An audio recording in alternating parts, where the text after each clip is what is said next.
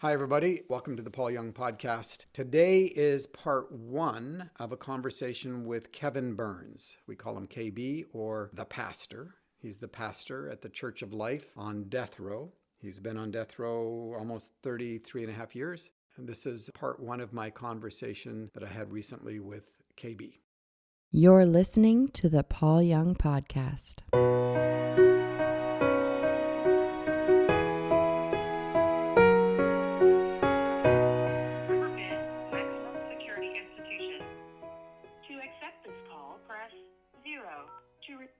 This call is from a correction facility and is subject to monitoring and recording.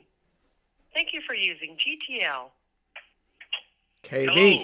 Hey. Hey, Brother Paul, how you doing? I am doing very well. Better that I get to talk to Well, you. that's wonderful, yeah, man. Yeah. How are you?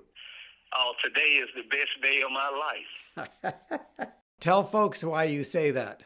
Well, I say that because God gave me that testimony. They used to be. I had a pastor as a child growing up, Reverend George Moore, and those were his dying words. When he died, he preached a sermon one Sunday morning. And when he finished preaching, he was standing up in the pulpit. He went back to sit down, and church was ending. And so the people was coming around to greet him, and one of the ladies in the choir said, "Reverend Moore, you look tired. Are you all right?"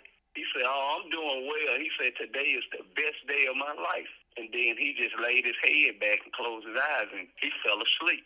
He passed away. And so that was the last words that he said. And I asked the Lord, I want that to be my testimony. And the Lord was saying, "My son, I need you to understand. If you say that, I need you to understand what that means." And I said, "Okay, Lord, well, what does that mean?" He said, "When you say this, know that it's not about you. When you say today is the best day of my life, it's a statement of faith. It don't matter where you are, what position you're in, what's your circumstance. It don't matter how you feeling in your body. You could be sick, but when you say today is the best day of your life, it's a statement of faith that I am your God, and in me, your day is bright. You can have a great, today is the best day of your life because I am your God, and I've given you this day new mercies and new opportunities to praise my name." So it's about me glorifying God in every day for everything. You know, he said his mercies are new every morning. Yep. And so that's the testimony. That's what he explained to me. When I say that, that's what it means. Yeah, and I know you've had a lot of dark days, but you still make that statement. Yes, sir. I love that. So, Kevin, tell folks about who you are. Where did you grow up? What were the circumstances around your case? Sort of that big picture. Okay. Well, I grew up in West Memphis, Arkansas. Actually, my family is born and raised, my parents, born and raised in West Memphis, Arkansas. But when they were pregnant with me, we was actually living in Memphis at the time. So I was born in Memphis. It's right across the bridge from West Memphis, Arkansas. So the Mississippi River separates us, and we right on the other side of Memphis.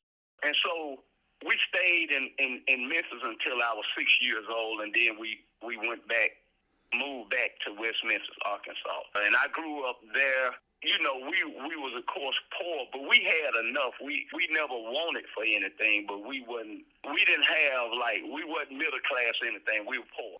And so I grew up going to church, believing in Jesus Christ as Lord and Savior. I didn't understand anything about what it meant, but I just had a faith and belief in God and in the Son of God. I can remember going to Sunday school and just hearing the stories about David, about Moses, about Abraham, and just falling in love how God worked miracles in their life. And I think it was the supernatural power, God working things out in their life. That's what really captivated me.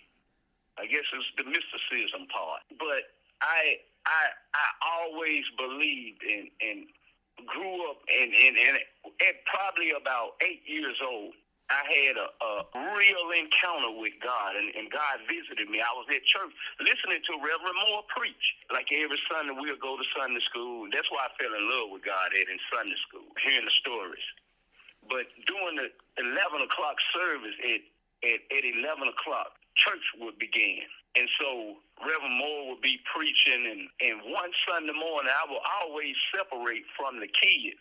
I was probably about 8 or 9 years old at this one particular Sunday when God began visiting me at church. I would separate from the kids. We would go and buy candy, have a pocket full of candy. When 11 o'clock service started, I would go up and I would sit with the old men on the first row where the deacons would sit. The deacons and the elders with the old men, and they let me sit on the first seat by the aisle, with my left arm to the aisle. And so I would be just paying attention. I was intently listening to the preaching of the gospel. I was drawn to it then.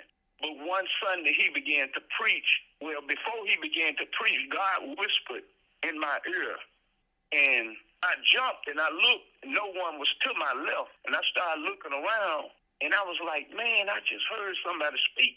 I looked behind me, the lady, it wasn't a lady behind me, it wasn't a lady's voice either. So I knew it wasn't her, and beside me, to my right, it was Deacon Burns. And even though he have the same last name as us, we're not related. But Deacon Burns, it wasn't his voice, but he was paying attention. And so the Lord said something else, and then Reverend Moore said it. And so I just sat there and began to listen. And that's what God was doing. He was preaching. He was saying to me everything that my pastor was saying, but he'll say it to me before the pastor would say it. Mm. And then when God would pause, wouldn't say anything, then the pastor would pause. And so I had this supernatural encounter, God speaking to the Holy Spirit, standing beside me, preaching in my ear before Reverend Moore was said. And I was so amazed that I guess, I don't know if I was in unbelief, but I was just in wonder. How could this be? God is speaking to me. And so I never told anybody about that until I got older. When I came here to Death Row, I told my parents, because Reverend Moore stopped preaching one Sunday, and he said, everybody, I want you to pay attention to this child right here. He said, Kevin pays attention to everything I say. He said, I look around and I be looking at you all. I want to see everybody's eyes, but I see people, unraveling candy wrappers. I see people attention span. He noticed that they wasn't look every time. He said, every time I look at Kevin, he is intently looking at me. And so he said, y'all watch this child. God is going to do something with him. His faith is on a level where he pays attention. And so ever since then, I always felt that God, I was special to God some kind of way. I didn't understand it, but I just felt like I was special, someone that God loved. And so I grew up believing it. I grew up, went through school, graduated, worked, and always went to church until 89. I backslid. I graduated high school in 87. I backslid out of church and started hanging around my cousins and people that had a bad influence on me. But, they didn't mean to have a bad, they were just living their life, and I just wanted to be with them. I don't know, it was like this tug of war in my spirit going on. I want to stay in the church, but I want to go and hang with my friends. I want to do this and I want to do that. So I was conflicted. And so for about 2.5 years, I was away from church and then got caught up in this situation. I had joined a rap group. I had some friends that we went to school together. They were rappers and they got into the rap business and wanted to make records. So I started hanging with them, and I probably was with them 2.5 months and then got caught up on this situation. So I joined them probably at the end of January or February. And on April the 20th, on my birthday, one of my friends came and picked me up. He was in the group. And we went over to another friend's house. And we were just hanging out, but we had studio time at 4 o'clock in the afternoon. For your birthday, right? Yeah, it was on my birthday, April the 20th. Yeah. And this was 1992 on this day. And so my friend said, all right, let's roll. So we got in the car and we went over into Memphis. We went over to one of the other guys that was in our group, a rapper. And he was there. When we got to his house, 2 of his friends were there. He introduced one as his cousin and the other as a friend. My other friend, Derek, that was driving us, he knew the other guy. He didn't know the one guy that Kevin introduced to us as his cousin. So when we got there, they was telling us about how Kevin, this guy named Kevin Shaw, he was one of our rappers, and so he was telling us about his cousin had got into a fight with a guy, and some guys jumped on him. You know, he wanted someone to go with him and make sure it's a fair fight. He wanted to fight the guy one-on-one. But he wanted to go, it was school. He wanted us to go when school was out. Well, school had already turned out. So we were going to take him home, and he was asking us to come back tomorrow. But in my mind, I'm like, no way I'll come back over here. I don't know this guy. I'm not finna go assist him fighting anybody, you know, because that's none of my business. So we were going to drop him off, and when we got to his house, we followed them into a car going to an area in Orange Mound in Memphis. I didn't even know we was in Orange Mound. I had heard of that neighborhood, but I didn't know we were actually in Orange Mound. But we got to the guy Carlito's house, and his little brother came to the door and said, Carlito, what you call? I guess he said Dame. Dame and them been around here looking for you. And so they were standing outside the car in front of us, you know, parked on the side. They standing out talking for a minute. We in the back, we behind them, but we could hear what the little boy said. We couldn't hear what they were saying when they was talking. So Kevin came back and asked me and Derek, man, would y'all come back? He said, they back there. They at the house. He came looking for Carlito. So would y'all walk back there with us? We just want it. I guess they want to talk. If they want to fight, we'll let them fight one-on-one. So we got out the car and agreed to go. And so when we got out the car and was gathered and getting ready to walk, they started pulling these guns out. And so Kevin Shaw, the guy that I didn't know the other two guys with him, Kevin Shaw, extended his hand, and when he reached out toward me, he was giving me a gun. I'm like, I didn't see the gun at first, but he was reaching toward me. And I'm like, hey, what the gun's for?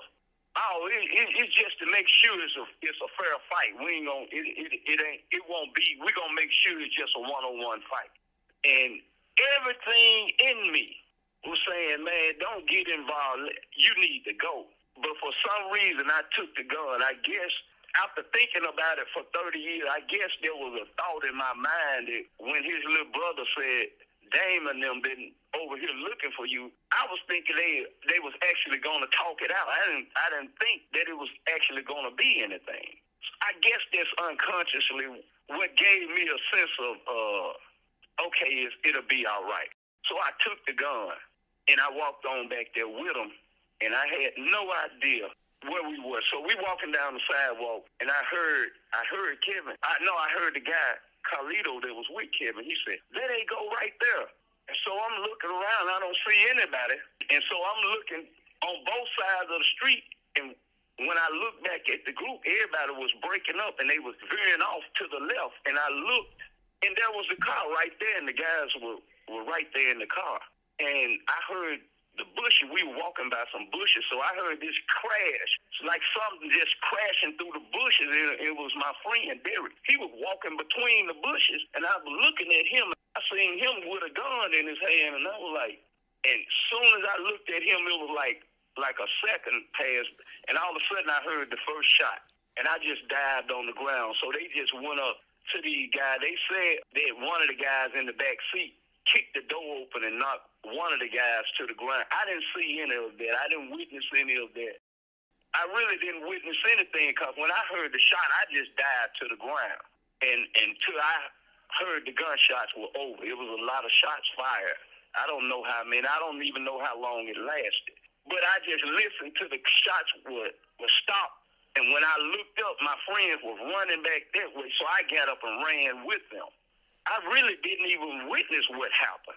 But that's what happened on April 20, 1992, and sort it all out. They got me charged with 2 counts of felony murder. And it was 6 of us all together, but only 3 of us were charged. 3 was never charged. Never went to jail, was never charged. They say they turned state evidence, but I haven't seen any of their statements. They say they made statements. I never saw them, but none of them was used as state witnesses against me. There were 2 trials before me. Derek went to trial first, then Carlito went to trial, and then I went to trial last. And so, man, it was just a whirlwind, and I've been caught up ever since. So who actually did the shooting? They said it was Carlito and Derek.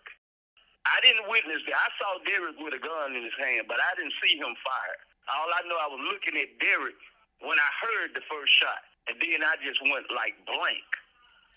I know I dived on the ground because I witnessed. I had friends that I had one particular friend when we were young. He was riding on his bike, and some guys were shooting. This was in his neighborhood. He didn't live in our neighborhood.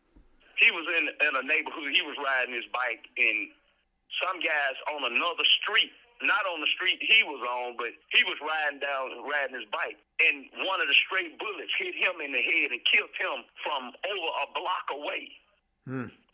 And so they say he was riding his bike when he heard the shooting. They say he was trying to go around the corner to see who was shooting, but he never made it off the street he was on. So you dived. Ever since then, you know, when I hear gunshots, or even if it's anywhere, I don't be trying to look around to see. I just get on the ground. I've done that twice.